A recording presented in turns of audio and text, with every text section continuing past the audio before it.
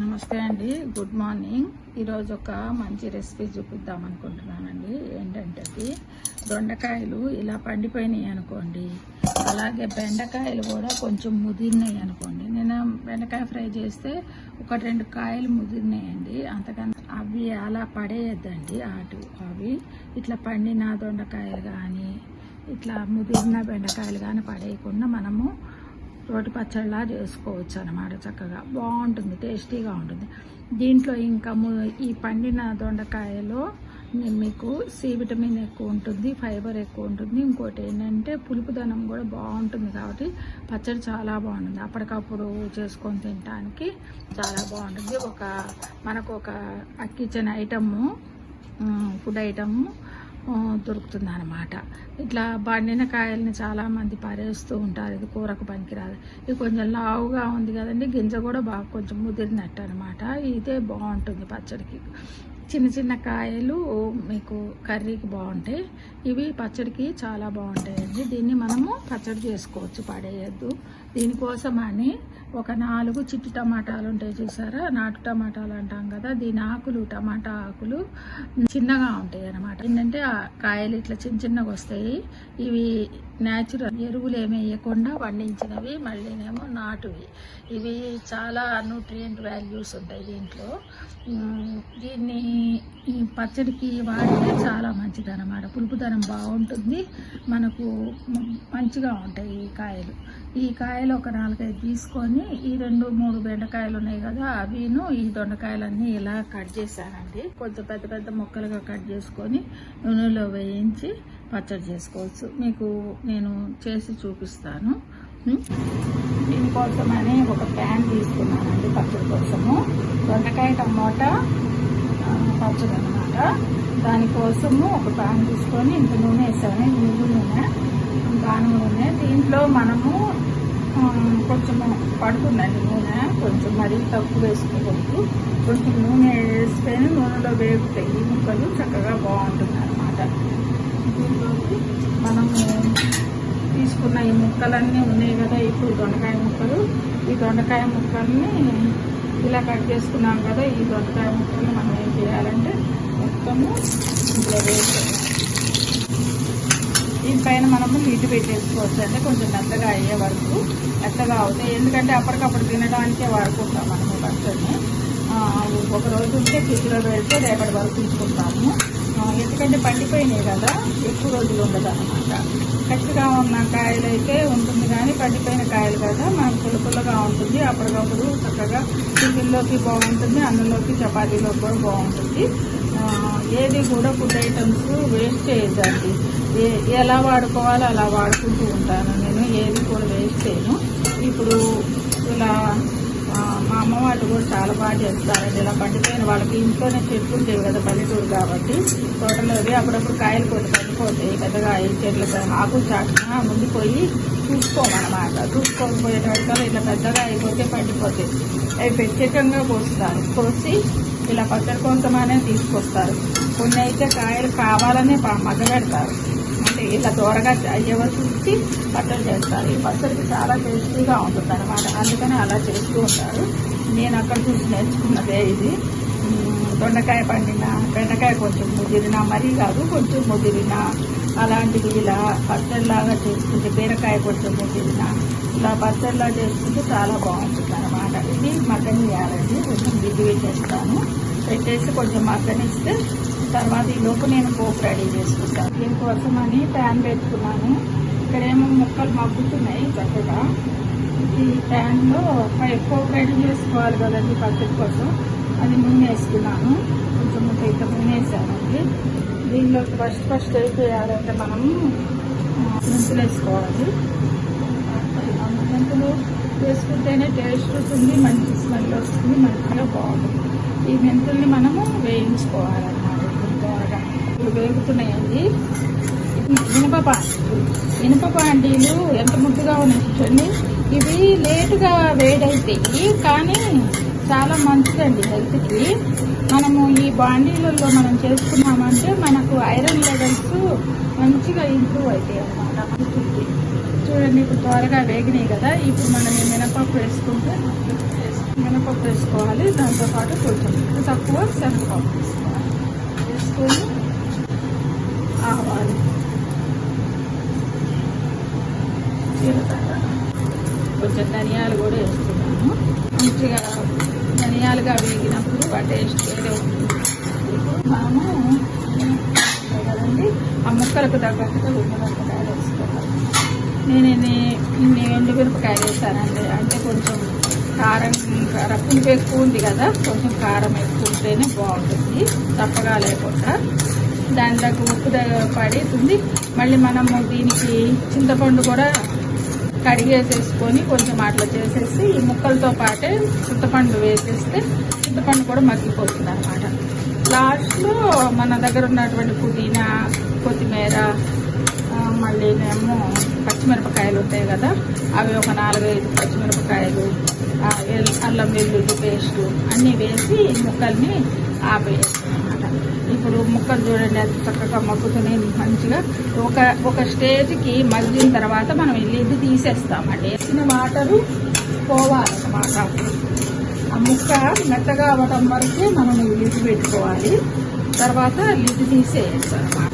ఇది చూడండి మంచిగా వేసుకునే స్మెల్ వస్తుందో ఈ స్టేజ్లో మనము మన దగ్గర వేయించిన సరే అవి వేసుకోవచ్చు.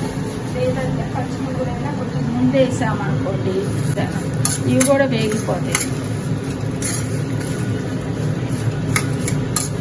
చూడండి ఎంత మంచి స్మెల్ వస్తుందో. ఇప్పుడు ఇంకా నేను ఇంగువ వేయలేదు. ఇంగువ వేయకుండానే ఇంత మంచి స్మెల్ వస్తుంది. ఇలా అమ్మమ్మ వాళ్ళు ఇనుప బాండీలలోనే చేసేవాళ్ళు. చక్కగా ఇనుప బాండీలను చేసి మళ్ళీ ఏం చేస్తారు తెలుసా వాళ్ళు, ఇవి వేగుతుంది కదా, వేగిన తర్వాత ఈ ముక్కలు ఉడుకుతాయి కదా, ఈ ముక్కల్ని తీసుకొచ్చి ఈ ఇనుప బాండీలో వేసేస్తారండి. ఎందుకంటే ఈ ముక్కలు దీంట్లో వేసినప్పుడు ఐరన్ మంచిగా ఈ ముక్కలకు కూడా పట్టుకోవాలని వాళ్ళు ఇలా చేస్తే మంచిది అని చేస్తారన్నమాట. బుద్ధి అవుతుంది అని అలా చెప్తూ ఉంటారన్నమాట.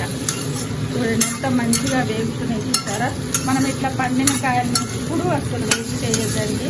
చక్కగా మనం ప్రతిదీ కూడా కష్టపడి పండించుకుంటాం కదా, ఇది కుదిరినాయి కదా, పండిపోయినాయి, పనికిరావు అని పక్కకు పడేయచ్చు.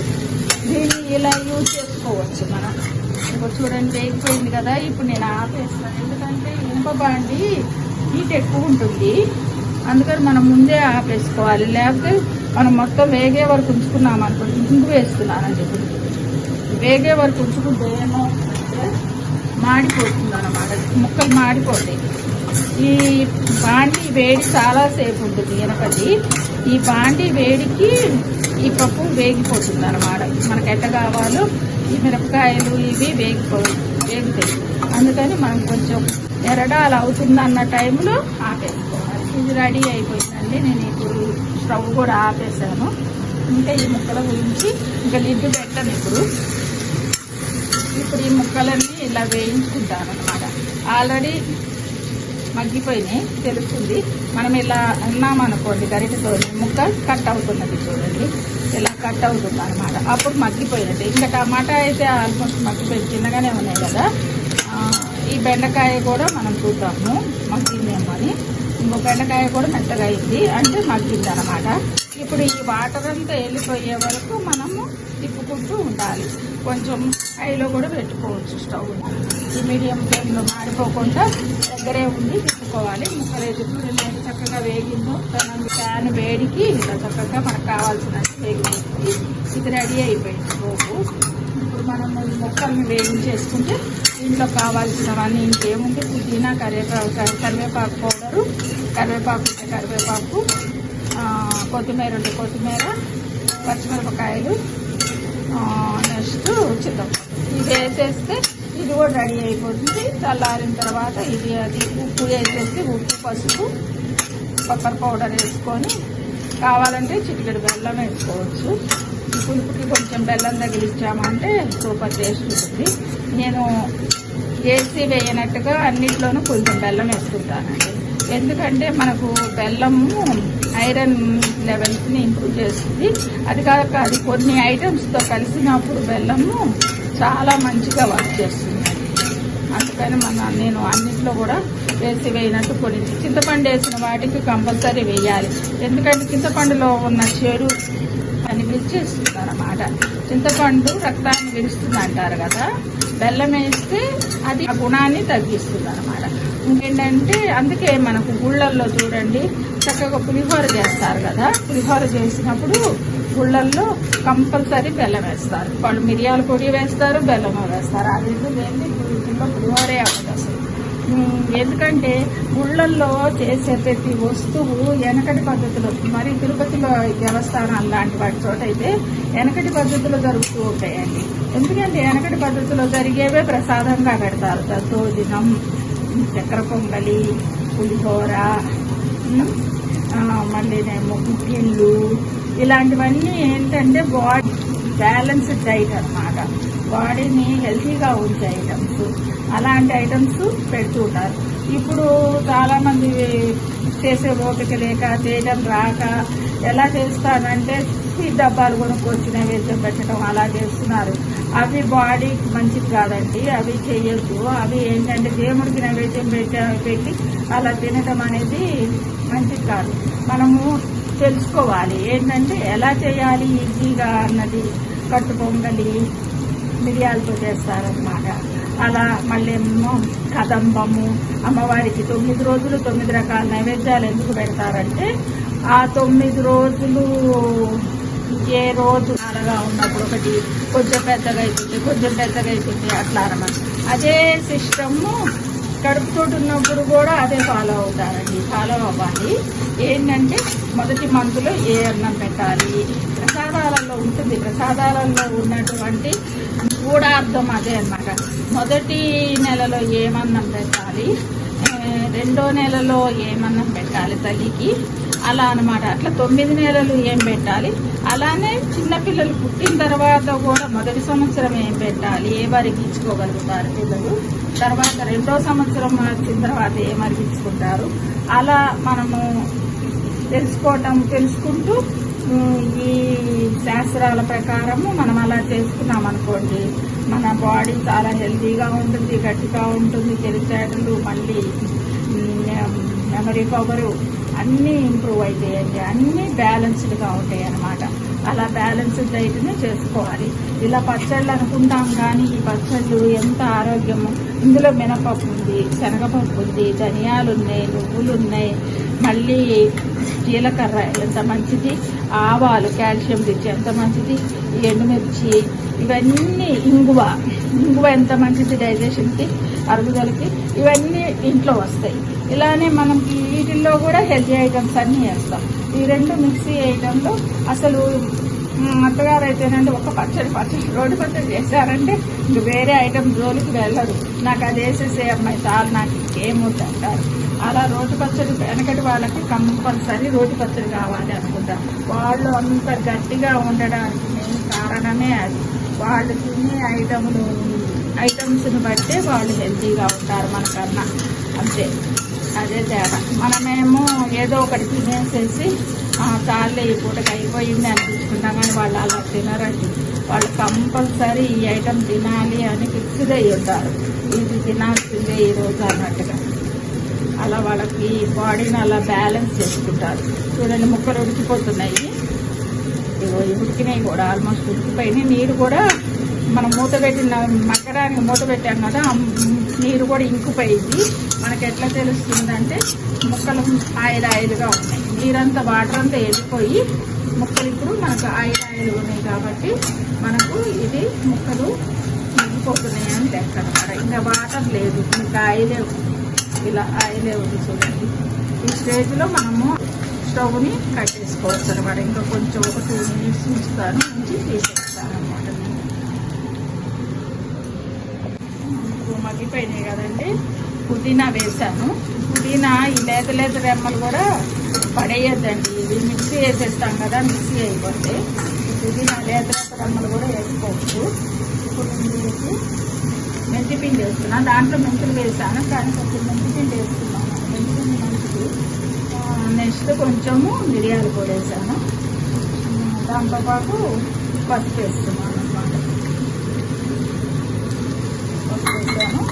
ఇంకేముంది దీంట్లో వేయాల్సింది సాల్ట్ అను ఇది అల్లం వెల్లుల్లి పేస్ట్. మిగిలినవన్నీ పడిపోయినాయి. చింతపండు ఇవన్నీ దీంట్లోకి వచ్చేసినాయి. పచ్చిమిరపకాయలు ఉంటే వాళ్ళు కలుపుకోవచ్చు. ముందే ఉప్పు వేసేసి ఉప్పు కారం మనం ఎంత తీసుకున్నామో దాన్ని బట్టి ఉప్పు వేసుకోవాలండి. ఇప్పుడు మిరపకాయలు ఎక్కువే తీసుకున్నాం, దీంట్లో పులుపు కూడా ఎక్కువే ఉంది కాబట్టి కొంచెం అంత ఉప్పు వేసుకోవచ్చు. బీపీ అలాంటి పేషెంట్స్ ఉంటే కనుక ఉప్పు తక్కువ వేసుకోండి. అవసరాన్ని బట్టి కలుపుకునే వాళ్ళు కలుపుకోవచ్చు. ముందే ఉప్పు వేసేసి ఉప్పుగా చేసుకోవద్దు. అదనమాట. ఇది అయిపోయింది కదండి. దీన్ని మనము ఇప్పుడు ఒకసారి ఎంత మంచి కింద మీద కలిపేసుకుంటే చక్కగా ముక్కలకు పట్టుకుంటుంది. మనము ఆపేసేసి చూడండి ఎంత చక్కగా ఇట్లా మొత్తం నూనె ఉంది. కానీ అప్పుడు ఇంకా మళ్ళీ మూత పెట్టద్దు. ఈ స్టేజ్లో మనం అస్సలు మూత పెట్టద్దు. మళ్ళీ వాటర్ వచ్చేస్తుంది. ఇంకా ఆపేస్తాను ఇష్టం. పచ్చడి రెడీ అయిపోయింది. ఈ చట్నీని అన్నంలోకి తినచ్చు, చపాతీలోకి తినచ్చు, దోశల్లోకి తినచ్చు, ఇడ్లీలోకి తినచ్చు, ఈవెన్ పూరీలో కూడా తినచ్చు అండి. చాలా బాగుంటుంది. హెల్దీ టేస్టీ దొండకాయ టమాటా పచ్చడి అన్నమాట. రోటి పచ్చడి చాలా బాగుంటుంది. ఓకేనా అండి? ఇలా మీరు కూడా ట్రై చేయండి. ఇదంతా చల్లగా అవ్వాలి. మొత్తం చల్లగా అయిన తర్వాతనే మిక్సీ వేసుకోవాలి. మీరు కూడా ట్రై చేయండి. పిల్లలు మీరు ఇలా ఈజీగా హెల్దీ ఫుడ్స్ తయారు చేసుకోండి. మార్కెట్ నుంచి తెచ్చుకున్న వెజిటబుల్స్ తోటి ఇలా చట్నీ చేసుకొని ఫ్రిడ్జ్లో పెట్టుకున్నా మీకు ఒక రోజు ఉంటుంది, మన్నాడు కూడా ఉంటుంది. చక్కగా మిగిలితే కూడా పడేయక్కర్లేదు. మిగిలిన కూరలు ఎలా పడేయలేదో ఇలా మిగిలిన పచ్చడి కూడా పడేయక్కర్లేదు. చక్కగా బాగుంటుంది, టేస్టీగా ఉంటుంది. ఇలా చేసుకొని ట్రై చేయండి అమ్మ. నేను కొంచెం బెల్లం వేస్తాను. ఇప్పుడు బెల్లం వేసేసి ఇంకా ఆపేస్తాను అన్నమాట స్టవ్. ఓకేనా? ఓకే. మీరు నా ఛానల్ని సబ్స్క్రైబ్ చేసుకోండి, బెల్ ఐకాన్ నొక్కండి. ఇలా చిన్న చిన్న రెసిపీస్ని ఫాలో అవ్వడానికి మీరు నాకు కూడా ఇంకేమన్నా కావాలన్నా కూడా కామెంట్లో పెట్టండి. ఎలా ఉంది అన్నది మీరు ట్రై చేసిన తర్వాత కుదిరిందా అన్న విషయం కూడా మీరు చెప్తే దాన్ని బట్టి ఇంకా కూడా ఎలా చేసుకోవచ్చు. ఇంకా చిన్నగా టిప్స్ ఏమున్నాయి, ప్రసాదానికి చేసే ప్రసాదాలు ఎలా చేసుకోవచ్చు, ఏమైనా చిన్న పిండి వంటలు ఇంట్లో చేసుకునేవి పెద్ద ఎత్తున కాకుండా చిన్నగా తేలిగ్గా చేతులు కాల్చుకోకుండా అలా ఎలా చేసుకోవచ్చు అన్నది నేను చూపిస్తూ ఉంటాను అన్నమాట మీకు. ఓకేనా అమ్మ? Okay, bye. Thank you.